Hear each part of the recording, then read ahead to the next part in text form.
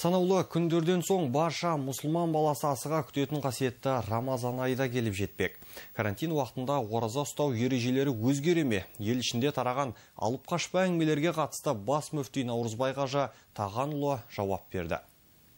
Қазақстан мұсылмандары діни басқармасы еліміздегі іргелі зерттеу орталықтарының бірі болып табылатын Фесенков атындағы ұлттық ғарыштық зерттеулер мен технологиялар орталығы мекемесінің ғылыми мәліметіне сүйеніп, сондай-ақ көрші Өзбекстан және Қырғызстан мұсылмандары діни басқаларымен кеңесіп, Рамазан айының басталатын күнін белгіледі.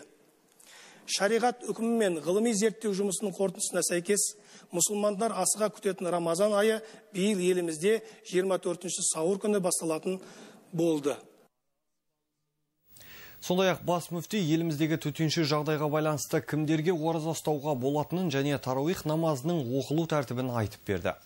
Шариғат бойынша балағатқа толған ақыл есі дұрыс әрбір мұсылманға Рамазан айында ораза ұстау парыз.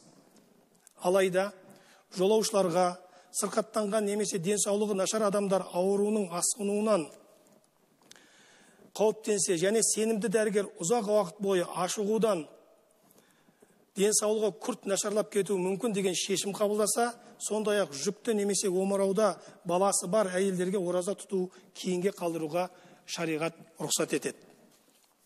Қазақстан мұсылмандары діни басқармасы еліміздегі төтенше жағдайға байланысты қасиетті Рамазан айында індеттің таралуының алдын алу мақсатында карантин мерзімінде тарауих намазын мешіттерімізде жамағатпен оқылмайтынын мәлімдейді.